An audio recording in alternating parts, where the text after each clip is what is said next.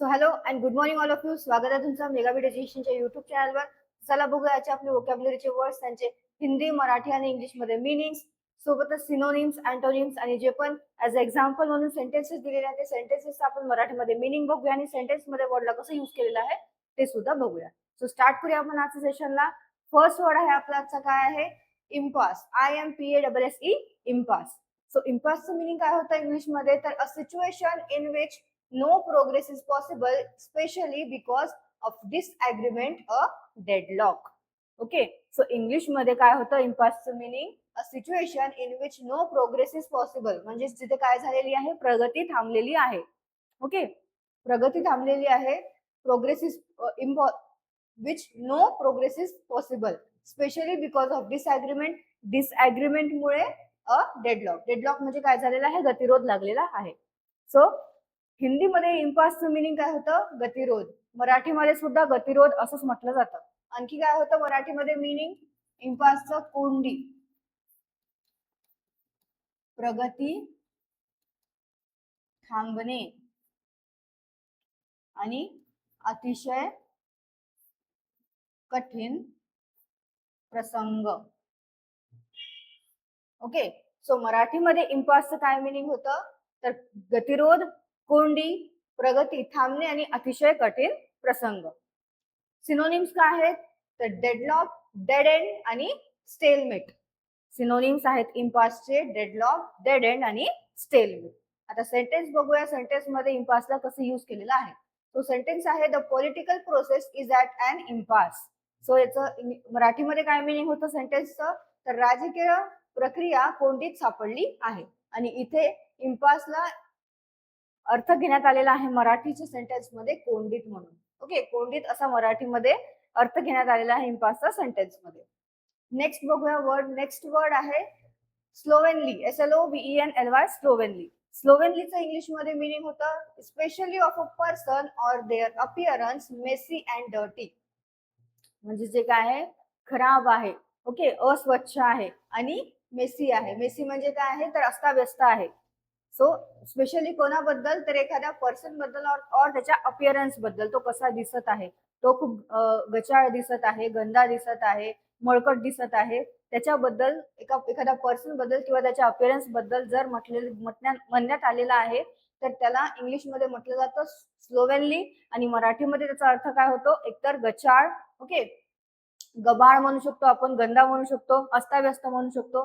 So असे मराठीमध्ये meaning होतं स्लोवेनलीचं. आणि हिंदीमध्ये काय मिनिंग होतं? गंदा. मराठीमध्ये मिनिंग होतं स्लोवेनलीचं अस्वच्छ, गबाळ, गबाळा, मळकट आणि अस्ताव्यस्त. सो मराठीमध्ये मिनिंग काय होतं स्लोवेनलीचं? अस्वच्छ, गबाळा, मळकट आणि अस्ताव्यस्त. सिनोनिम्स आहेत स्कर्फी, अनटायडी आणि मेसी. स्कर्फी, अनटायडी आणि मेसी हे सिनोनिम्स आहेत स्लोवेनलीचे. आणि अँटोनिम्स काय आहेत? स्टेनलेस, क्लीन आणि टायडी. स्टेनलेस, क्लीन आणि टायडी. आता सेंटेन्स मध्ये बघूया कसा यूज केलेला आहे स्लोवेनलीला. Their table manners perfectly reflect the slovenly appearance. So मराठीमध्ये या सेंटेन्सचा अर्थ होतो त्याच्या जेवणाच्या पद्धती म्हणजे शिष्टाचार. ओके, म्हणजे काय? तर मॅनर्स. ओके, जे शिष्टाचार पद्धती आहे त्याला इंग्लिशमध्ये काय म्हटलं जातं? मॅनर्स. सो त्याच्याबद्दल गबाळ्या रूपाचे अचूक प्रतिबिंब दर्शवतात.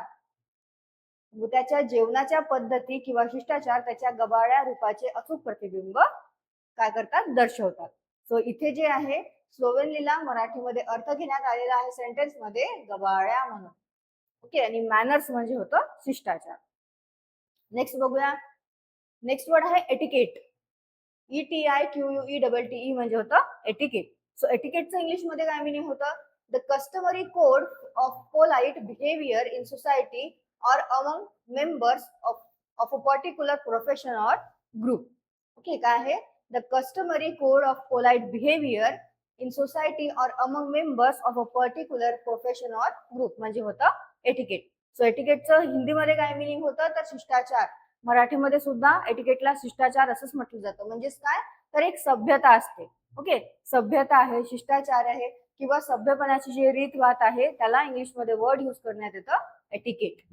सो हिंदीमध्ये मिनिंग होतं एटिकेटचं शिष्टाचार, मराठीमध्ये सुद्धा शिष्टाचार असंच म्हटलं जातं. आणखी काय होतं? सभ्यपणाची रीत. आणखी काय होतं? सभ्यता.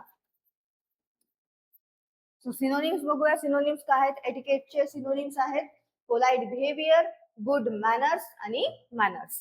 पोलाइट बिहेवियर, गुड मॅनर्स आणि मॅनर्स हे सिनोनिम्स आहेत एटिकेटचे. सेंटेन्स आहे the couple exhibited poor etiquette when they left the party without saying goodbye to the host and hostess. So सेंटेन्सचा मराठीमध्ये अर्थ काय होतो? यजमान आणि यजमानी यांचा निरोप न घेता पार्टीवरून निघून गेल्याने त्या जोडप्याने असभ्य वर्तन केले. सो एटिकेटचं आणखी काय हे होतं? अर्थ होतं असभ्य. ओके, असभ्य म्हणजे काय? तर जे poor etiquette. Okay, poor etiquette. Poor एटिकेटला काय घेण्यात आलेलं आहे? तर सेंटेन्स मध्ये मराठीमध्ये अर्थ असभ्य वर्तन. जर फक्त एटिकेट घेण्यात आले असतं, गुड एटिकेट जर घेण्यात आले असतं, चांगलं एटिकेट जर घेण्यात आलं असतं, तर मराठीमध्ये काय अर्थ घेण्यात आला असता इथे? की चांगले वर्तन. ओके, किंवा सभ्य वर्तन असं घेण्यात आलं असतं. पण इथे जर पुअर एटिकेट दिलेलं आहे म्हणून इथे घेण्यात आलेलं आहे असभ्य वर्तन. ओके, हे परत एकदा तुम्ही वाचून घ्या म्हणजे तुम्हाला कळेल एटिकेटचा अर्थ काय होतं. पुअर एटिकेट म्हणजे होतं असभ्य वर्तन. गुड एटिकेट किंवा चांगले एटिकेट जे आहे त्याला काय म्हटलं जातं? असभ्य वर्तन. ओके, पुअर आहे म्हणून असभ्य, चांगला आहे तर सभ्य. नेक्स्ट वर्ड आहे avaricious. AVARICIOUS, avaricious. So avaricious English meaning काय आहे? Having or showing an extreme greed for wealth or material gain. तर अवॅर्शियस इंग्लिश मध्ये मिनिंग काय होतं? Having or showing an extreme greed for wealth or material gain. म्हणजे जो काय असतो? लोभी असतो, लालची असतो. ओके, धनाचा खूप लोभी असतो. त्याला धनाबद्दल म्हणजे कशाबद्दल? पैशांबद्दल किंवा कशाच्या काही पण मटेरियलिस्टिक जे गोष्टी आहेत त्याच्याबद्दल खूप लोभ असतो. त्याला काय म्हटलं जातं इंग्लिशमध्ये? अवॅर्शियस. सो इंग्लिशमध्ये जे अवॅर्शियस आहे त्याचं हिंदीमध्ये मिनिंग काय होतं? लालची. आणि इंग्लिशमध्ये मिनिंग होतं having or showing an extreme greed of for wealth or material gain. आणि मराठीमध्ये अवॅर्शियसचं मिनिंग होतं लालची पण होतं. आणखी काय होतं? अति लोभी आणि धनाचा हावरट. धनाबद्दल लोभी किंवा धनाचा हावरट जो आहे त्याला इंग्लिशमध्ये वर्ड यूज करण्यात येतं अवॅर्शियस. सिनोनिम्स आहेत अवॅर्शियसचे ग्रास्पिंग, ऍक्विजिटिव्ह आणि कोवेटस. काय आहेत? ग्रास्पिंग, ऍक्विजिटिव्ह आणि कोवेटस. आणि अँटोनिम्स आहेत सेटेड, सॅटिस्फाईड आणि कंट्रोल्ड. सेटेड, सॅटिस्फाईड आणि कंट्रोल्ड. आता अवॅर्शियसचं सेंटेन्स बघूया काय आहे. तो सेंटेन्स आहे अन अवॅर्शियस मॅन इज ऑलवेज नीडी. सेंटेन्सचा मराठीमध्ये काय अर्थ होतं? तर लोभी माणूस नेहमीच गरजू म्हणजे अतृप्त असतो. तर इथे अवॅर्शियसला काय घेण्यात आलेलं आहे मराठीमध्ये मिनिंग? लोभी म्हणून. आणि नीडी म्हणजे काय? तर जो गरजू आहे. गरजू आहे किंवा जो अतृप्त आहे, त्याला जे काही मिळत आहे त्याच्यामध्ये तो तृप्त नाही झालेला आहे, अतृप्त आहे, त्याला काय म्हटलं जातं? नीडी असं म्हटलं जातं. आणि अवॅर्शियसचं मराठीमध्ये मिनिंग घेण्यात आलेला आहे सेंटेन्स मध्ये लोभी म्हणून. नेक्स्ट बघूया. नेक्स्ट वर्ड आहे कन्सोनन्स. कन्सोनन्सचं इंग्लिश मध्ये मिनिंग होतं agreement or compatibility between opinions or actions. Agreement or compatibility between opinions or actions म्हणजेच काय होतं? तर कन्सोनन्स. सो हिंदीमध्ये कन्सोनन्सचं मिनिंग काय होतं? समझोता. मराठीमध्ये काय होतं? सुसंवाद, सहमती आणि एकरूपता. सो मराठीमध्ये काय मिनिंग होतं कन्सोनन्सचं? सुसंवाद, एकरूपता आणि सहमती. सिनोनिम्स आहेत ऍग्रीमेंट, कॉन्कॉर्ड आणि अकॉर्ड. ऍग्रीमेंट, कॉन्कॉर्ड आणि अकॉर्ड. आणि अँटोनिम्स आहेत डिस्कॉर्डन्स, कॉन्फ्लिक्ट आणि डिसएग्रीमेंट. डिस्कॉर्डन्स, कॉन्फ्लिक्ट आणि डिसएग्रीमेंट हे अँटोनिम्स आहेत कन्सोनन्सचे. सेंटेन्स काय आहे? This type of democracy This type of democracy is in consonance with our own African heritage. Sentence मराठीमध्ये अर्थ होतो अशा प्रकारची लोकशाही आमच्या स्वतःच्या आफ्रिकन परंपरेशी सुसंगत आहे. तर इथे जे आहे कन्सोनन्सला काय अर्थ घेण्यात आलेला आहे मराठीमध्ये? सुसंगत. नेक्स्ट बघूया. नेक्स्ट वर्ड आहे थॉ. THAW होतं थॉ. सो थॉच इंग्लिश मध्ये मिनिंग होतं of ice, snow or another frozen substance such as food become liquid or soft as a result of warming. म्हणजेच काय, तर आईस आहे, बर्फ आहे, स्नो आहे किंवा एखादं कोणतं फ्रोझन मटेरियल आहे, म्हणजे जे काय झालेलं आहे बर्फामध्ये ठेवून ठेवून जे फ्रोज झालेलं आहे, जसं आपण फ्रोझन पीस ठेवत असतो, ओके, वटाणे ठेवत असतो, ते काय कशा करता ठेवतो आपण, की ते खूप काळापर्यंत चांगले राहिले पाहिजे म्हणून. सो काही पण जे फ्रोझन वस्तू आहे, जसं आईस्क्रीम्स वगैरे आहे, तर ते काय होणे, लिक्विड होणे, त्याचं पाणी होणे. कशामुळे, तर ते गरम झाल्यामुळे. त्याला काय इंग्लिशमध्ये वर्ड यूज करण्यात येतं, थॉ. वॉटर आहे म्हणजेच आईस आहे किंवा अनादर काही फूड आयटम आहे, जसं की एक्झाम्पल आपण आईस्क्रीम घेऊया. सो ते गरम झाल्यामुळे, त्याचं वॉर्मिंग झाल्यामुळे ते लिक्विफाय होणे, म्हणजे त्याचं पाणी होणे किंवा ते पातळ होणे, सॉफ्ट होणे, त्याला इंग्लिशमध्ये काय वर्ड यूज करण्यात येतं, थॉ. सो याचं काय आहे मराठीमध्ये, हिंदीमध्ये काय मिनिंग होतं, पिघलना. मराठीमध्ये काय होतं, वितळणे. आईस किंवा आईस्क्रीम वितळल्यावर, गरम झाल्यावर काय होते, ती वितळते. सो त्या वितळण्याला काय इंग्लिशमध्ये वर्ड यूज करण्यात येतो, थॉ. वितळणे मराठीमध्ये म्हटलं जातं. आणखी काय होते, पूर्वस्थितीत येणे आणि गरम होणे. सो मराठीमध्ये थॉचं मिनिंग काय होतं, वितळणे, पूर्वस्थितीत येणे आणि गरम होणे. सिनोनिम्स आहेत लिक्विफाय, मेल्ट आणि फ्यूज. आणि अँटोनिम्स काय आहेत, हार्डन, सेट आणि सॉलिडिफाय. सिनोनिम्स आहेत थॉचे लिक्विफाय, मेल्ट आणि फ्यूज. आणि अँटोनिम्स आहेत हार्डन, सेट आणि सॉलिडिफाय. सो आता सेंटेन्स बघूया. सेंटेन्स मध्ये कसं यूज केलेलं आहे, the snow started to thaw as the temperature kept up. सो काय आहे सेंटेन्सचं मराठीमध्ये मिनिंग, तापमान वाढत राहिल्यामुळे बर्फ वितळू लागला. तर इथे थॉ म्हणजे काय, सेंटेन्स मध्ये थॉचं मिनिंग काय घेण्यात आलेलं आहे, मराठीमध्ये अर्थ काय घेण्यात आलेला आहे, तर वितळू लागला आहे. नेक्स्ट वर्ड आहे फॅनेटिकल. फॅनेटिकलचं इंग्लिशमध्ये मिनिंग होतं filled with excessive and single minded zeal. Filled with excessive and single minded zeal म्हणजेच होतं फॅनेटिकल. हिंदीमध्ये फॅनेटिकलचं मिनिंग होतं कट्टर. मराठीमध्ये सुद्धा कट्टर असंच म्हटलं जातं. मराठीमध्ये सुद्धा मिनिंग काय होतं फॅनेटिकलचं, कट्टर. आणखी काय होतं, दुराग्रही, वेड लागलेला आणि धर्मार्थ. काय आहे मराठीमध्ये मिनिंग फॅनेटिकलचं, तर कट्टर, दुराग्रही, वेड लागलेला आणि धर्मार्थ. सिनोनिम्स आहेत झिलियस, एक्स्ट्रीमिस्ट आणि रॅबिड.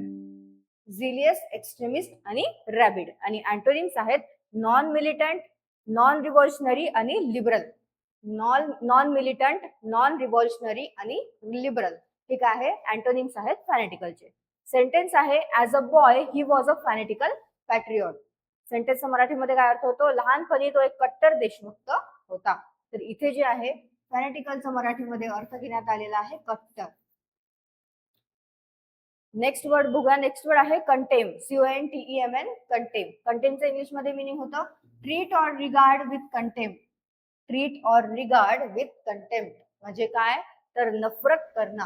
हिंदीमध्ये कंटेम्प्टचं काय मिनिंग होतं, नफरत करणं. मराठीमध्ये काय होतं, धिक्कार करणे.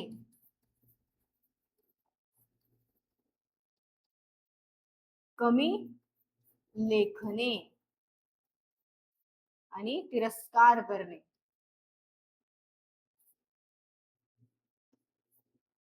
सो कंटेंटचं मराठीमध्ये मिनिंग होतं धिक्कार करणे, कमी लेखणे आणि तिरस्कार करणे.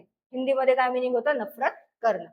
सिनोनिम्स आहेत कंटेम्प्टचे डिस्पाइज, डिस्डेन आणि treat with contempt. Despise, disdain आणि ट्रीट विथ कंटेम्प्ट हे सिनोनिम्स आहेत कंटेम्प्टचे. अँटोनिम्स आहेत ऑनर आणि रिस्पेक्ट. अँटोनिम्स काय आहेत, ऑनर आणि रिस्पेक्ट कंटेम्प्टचे. आणि सेंटेन्स काय आहे, so arrogant critics who contemn the general public's taste in art. Sentence मराठीमध्ये अर्थ होतो सर्वसामान्य जनतेच्या कलेतील आवडीचा किंवा अभिरुचीचा तिरस्कार करणारे गर्विष्ठ समीक्षक. क्रिटिक म्हणजे होतं समीक्षक, ॲरोगंट म्हणजे गर्विष्ठ. ओके, ॲरोगंट क्रिटिक म्हणजे काय, गर्विष्ठ समीक्षक. आणि कंटेम म्हणजे इथे मराठीमध्ये अर्थ घेण्यात आलेला आहे तिरस्कार करणारे. ओके, जनरल पब्लिक म्हणजे सर्वसामान्य जे जनता आहे जनतेच्या कलेतील आवडीचा किंवा अभिरुचीचा, म्हणजेच त्यांची जे टेस्ट ऑफ आर्ट आहे, टेस्ट ऑफ आर्टला इथे काय अर्थ घेण्यात आलेला आहे? आवडीचा किंवा अभिरुचीचा, म्हणून टेस्ट ऑफ आर्टला घेण्यात आलेला आहे. सो सेंटेन्स आहे arrogant critics who contemn the general public taste in art. सेंटेन्सचा मराठीमध्ये अर्थ होतो सर्वसामान्य जनतेच्या कलेतील आवडीचा किंवा अभिरुचीचा तिरस्कार करणारे गर्विष्ठ समीक्षक. नेक्स्ट वर्ड आहे विथल. विथलचं इंग्लिश मध्ये मिनिंग होतं in addition, as a further factor or consideration. English मध्ये मिनिंग काय होतं विथलचं? In addition, as a further factor or consideration. So याचं हिंदीमध्ये मिनिंग काय होतं? साथ ही साथ. मराठीमध्ये काय होतं? त्याच सोबत.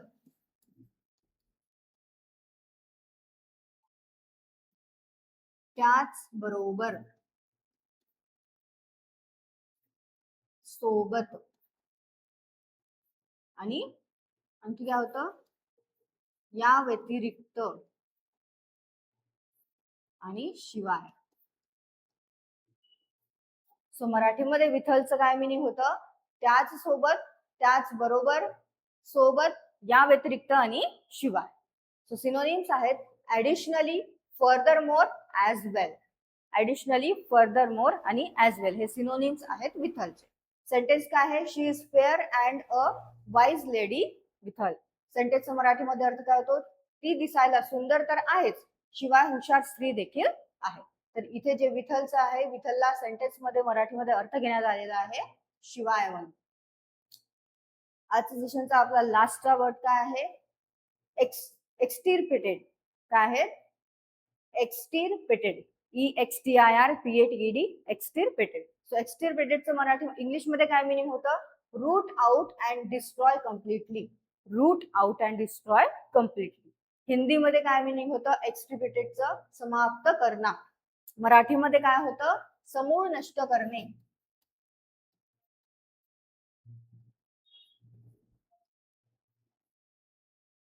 नाहीसे करणे आणि पूर्णपणे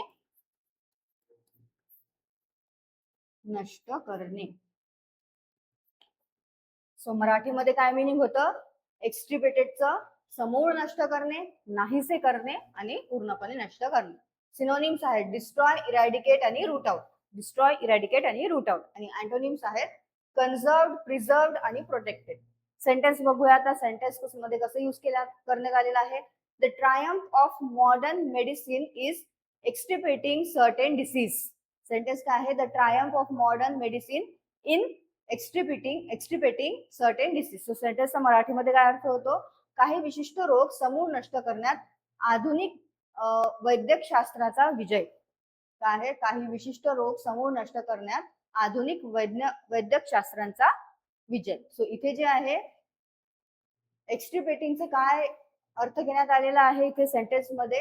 तर समूळ नष्ट करण्यात असा मराठीमध्ये अर्थ घेण्यात आलेला आहे एक्सटिरपेटिंगचा. सो हे आहेत आपले आजचे वर्ड्स. परत एकदा वाचून घ्या, नोट डाऊन करून घ्या. सिनोनिम्स, अँटोनिम्स परत एकदा वाचा. याची PDF तुम्हाला व्हिडिओच्या खाली डिस्क्रिप्शन मध्ये एक लिंक आहे, त्या लिंकवर जाऊन तुम्ही डाउनलोड करू शकता. तिथे तुम्हाला मिळून जाणार. स्वतःच्या मनाने काही इझी सेंटेन्सेस तयार करत चला. जे आधी वर्ड झालेले ते सुद्धा रिवाइज करा.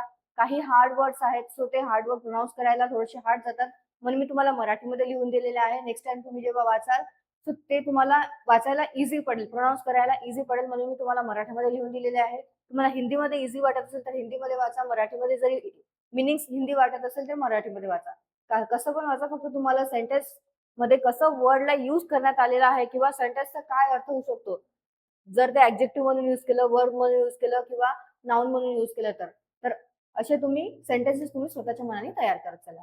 सो तुम्हाला सेशन आवडलं असेल, सेशनला लाईक करा, चॅनलला सबस्क्राईब करा, तुमच्या फ्रेंड्सला शेअर करा. All the best all of friend. Thank you.